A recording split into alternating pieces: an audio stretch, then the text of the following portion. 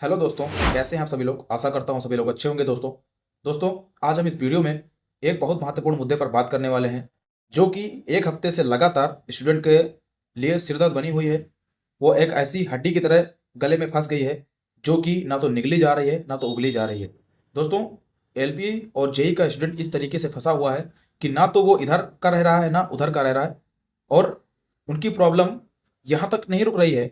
और जो कम नंबर वाले हैं उनकी प्रॉब्लम कहाँ तक फंसी हुई है, इन सभी टॉपिक्स को, और एग्जाम डेट जो आ गई है और उसकी जो रिजल्ट अभी तक नहीं आया है, इन सभी को इस सेपरेट वीडियो में मैं कवर करने वाला हूं और आपको उस निर्णय पर ले जाना चाहता हूं जिसके बारे में आप अभी तक सोच नहीं रहे हो, पर मजबूर कर दूंगा कि आप ये चीज़ आपके साथ हो रही है और आप अभी तक समझ नहीं पा रहे हो। दोस्तों, इस वीडियो को मैं आपसे यही बोलूंगा कि लास्ट तक इस वीडियो को देखना। ये बहुत इंपॉर्टेंट वीडियो है आप सभी के लिए और मेरे लिए भी, क्योंकि मैं भी एक स्टूडेंट हूँ और आप भी एक स्टूडेंट हो। तो आप अभी इस वीडियो को पूरा देखिएगा।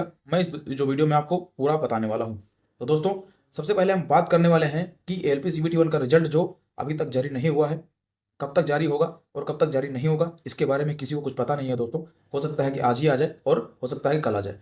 दोस्तों, जिस दिन इसका नोटिस आया था वो थी डेट 18 तारीख थी, ठीक है। और जो है कि आज जो है वो 25 तारीख है, ठीक है। करीब करीब एक हफ्ता तो हो ही चुका है। एक हफ्ता होने के बाद भी अभी तक इसका रिजल्ट नहीं आया है, लेकिन इसकी डेट दे दी गई है। अब इसकी तैयारी कौन करेगा, किसी को नहीं पता है। तैयारी कौन कर रहे हैं, ये भी किसी को नहीं पता है। अगर मान लीजिए 2,81,000 82,000 जो जिन लोगों का भी रिजल्ट इसमें होना है, वो लोग, उसमें से मैं बहुत बड़ी बात कर दूं तो 50,000 से ज़्यादा, 50,000 तो मैंने बहुत बड़ी संख्या बोल दी, जो तैयारी कर रहे हैं। अब खुद समझिए, 50-60 हज़ार केवल तैयारी कर रहे हैं और आना रिजल्ट है 3 लाख के करीब में। मान के चलिए 2,82,000 है तो वही करीब 2,82,000 के करीब में लोगों का रिजल्ट आना है। सबसे बड़ा गंभीर मुद्दा, जिनके कम नंबर हैं, ठीक है, सबसे ज़्यादा प्रॉब्लम में वही लोग हैं। और उनका क्या होना है, उनका ये हो रहा है कि मान लीजिए आपके 32-33 नंबर हैं, ठीक है, आप तैयारी नहीं कर पा रहे हो और हो सकता है कि आपकी शिफ्ट हार्ड रही हो, इस वजह से आपके नंबर कम आए हों और आपका जो है नॉर्मलाइजेशन में नंबर बढ़ के जब इनका रिजल्ट जिस दिन जारी होगा उस दिन आपके मान लीजिए आपके नंबर बढ़ जाते हैं, तो आपका हो जाता है। लेकिन अभी आप तैयारी नहीं कर रहे हो, बात समझिए, आप तैयारी नहीं कर रहे हो और आपका रिजल्ट हो जाता है। फिर आप 19 तारीख को आपका मान लीजिए एग्जाम करवा देते हैं। आप कितना तैयार हो कि आपका एग्जाम 19 तारीख को होगा, तो आप दिल पे हाथ रख के बोलो कि आप कितना तैयार हो कि आप उस दिन एक A to Z ताकत उसमें लगा करके आप एग्जाम को क्वालिफाई कर दोगे। आप नहीं कर सकते हो, ये आपको भी पता है, क्योंकि बेसिक साइंस आपके लिए बिल्कुल नया सिलेबस है और ट्रेड तो बिल्कुल नया है आपके लिए। आपके माथे का दर्द बना हुआ है, वो आपसे हटने का नाम नहीं ले रहा है। दोस्तों, अगर इन्होंने 18 तारीख को जान लीजिए वो नोटिस दिया था एग्जाम वाला, उसके बाद ये 19 तारीख या 20 तारीख तक अपना रिजल्ट घोषित कर देते हैं, ठीक है। उसके बाद से हमको मान लीजिए 25 दिन 30 दिन जो भी दिन मिलता, हम ठीक है उसमें तैयारी अपने कर लेते हैं। अब स्थिति यह है कि स्टूडेंट बुक मान लीजिए उठाता है पढ़ने के लिए, मान लीजिए कि वो 10-15 मिनट पढ़ता है, उसके दिमाग में फिर एक ख्याल आता है। मान लीजिए वो एक दिन भी पढ़ लेता है, 2 दिन पढ़ लेता है, फिर उसके दिमाग में एक ख्याल आता है कि मान लीजिए चलिए ठीक है मैं इसको पढ़ता हूँ, पढ़ना वेस्ट नहीं जाएगा मेरा। लेकिन आप ये बताइए, 10 दिन बाद से जो है आरपीएफ का एग्जाम है, अब तो 10 दिन बचे भी नहीं, एक हफ्ते बाद से आरपीएफ का एग्जाम शुरू होने वाला है। जो स्टूडेंट का एग्जाम मान लीजिए एलपी में खराब हो गया था, क्या उसको ये अधिकार नहीं है कि वो अपने एग्जाम को छोड़ करके आरपीएफ की तैयारी करता? इसमें नहीं हुआ था तो वो उसमें हो जाता। उसका अधिकार किसने छीन लिया? रेलवे ने रिजल्ट ना दे करके छीन लिया ना। क्योंकि मुझे पता है बहुत सारे जो स्टूडेंट हैं जो इसका भी फॉर्म डाले हुए हैं उसका भी डाले हुए हैं, सब वही स्टूडेंट हैं रेलवे के जो घूम घूम के हर एग्जाम में जाते हैं। अगर ये इनकी चीज़ क्लियर हो गई होती, जिनका नहीं हुआ होता, तो कम से कम उनको 20 दिन का 25 दिन का टाइम मिला था, आराम से वो आरपीएफ की तैयारी करते, एनटीपीसी की तैयारी करते और जो है कि जो अदर एग्जाम है उनकी तैयारी करते, उसकी बात अलग थी। लेकिन इन्होंने रिजल्ट ना घोषित करके उनको भी दुविधा में फंसा दिया और जो फंसे हैं उनको तो फंसा ही दिया। और हाँ, एक टीचर जो सब लोग बता रहे हैं कि जो 10 तारीख तक जांच वाला इशू था, उसके बाद से वो 10 दिन के बाद रिजल्ट बनाएंगे, ये करेंगे वो करेंगे, दुनियादारी, ठीक है। मैं उसका सोल्यूशन बताता हूँ। मैं तो कोई आईएएस अधिकारी नहीं हूँ, आपके पास तो बहुत बड़े बड़े अधिकारी हैं, उनके पास क्या सोचने की क्षमता नहीं है इस तरीके से कि मान लीजिए जितने दिन से 2 महीने से, जब मान लीजिए इसकी आंसर की आई थी तब से लेकर के अब तक, एएलपी की बात कर रहा हूँ मैं, और जेई की भी बात कर रहा हूँ, जेई का भी ज़्यादा दिन उसमें भी कम से कम 2 महीने का टाइम हो चुका है। इनके पास इतना टाइम था कि उतने टाइम पे ये रिजल्ट बना लेते, सब का रिजल्ट बना लेते, क्योंकि उस टाइम पे तो खाली थे ना, 2 महीने से तो कोई एग्जाम नहीं हुआ, टेक्नीशियन के पास तो कोई एग्जाम नहीं हुआ फिलहाल, तब से इनके पास पूरा टाइम था। जात वाला इशू था, मान लीजिए 2,500 3,000 4,000 5,000 जो इतने लोगों का भी डाटा इनके पास आया होगा, 10,000 तक आया होगा, इनको 2 लाख 3 लाख लोगों का डाटा बनाना था, वो बना के रख लेते। जितने लोगों का संशोधित करना था कि इनका काम जब 10 तारीख के बाद से केवल संशोधन का रह जाता, इतना ही करना चाहिए था। लेकिन अब क्या ये रिजल्ट बना रहे हैं, क्या कर रहे हैं, किसी को कुछ इन्फॉर्मेशन भी नहीं दे रहे हैं, इसके बारे में कुछ पता नहीं चल रहा है। तो क्या ये चीज़ नहीं करी जा सकती थी पहले से? आप लोग खुद बताइए कि ये चीज़ की जा सकती थी, नहीं की जा सकती थी? जब ये मेरे दिमाग में आ सकती है, मैं इस तरीके से सोच सकता हूँ, तो क्या उनके पास इतने बड़े बड़े अधिकारी हैं, इतने बड़े लोग हैं, क्या वो लोग ऐसे इम्प्लीमेंट नहीं कर सकते थे इस सब चीज़ों को? क्या इतना लेट करवा रहे हैं? और सबसे बड़ी बात, अब तो 1 हफ्ता बीत ही चुका है। अब हमारे पास कोई वो तो समय तो वापस नहीं हो सकता। अब इन्होंने अगर अगर ये बस अभी इनके पास केवल एक ऑप्शन है, या अगर रिजल्ट आज घोषित कर देते हैं, तो मेरी मांग यही है और आप लोगों से यही आग्रह है, आप लोगों से यही सपोर्ट चाहता हूं मैं, कि आप लोग जो है इसकी एग्जाम डेट बढ़ाने के लिए आप लोग सब लोग साथ में आइए।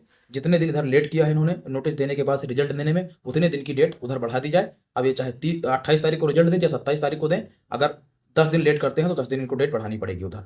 मैं इस पक्ष में हूँ। मैं 30 दिन का टाइम आप दे रहे हैं, तो 30 दिन का टाइम आप रिजल्ट देने के बाद से दीजिए। उसके पहले से, रिजल्ट देने के पहले से आपका इस तरीके से नहीं हो पाएगा। दोस्तों, आप लोगों से कितने लोग चाहते हो कि ये होना चाहिए? क्योंकि आप में से पता है बहुत सारे लोग, चलो कम से कम 10-15 दिन का एक्स्ट्रा टाइम मिलेगा आपको, तो थोड़ा सा रिलैक्स तो होगा माइंड ना।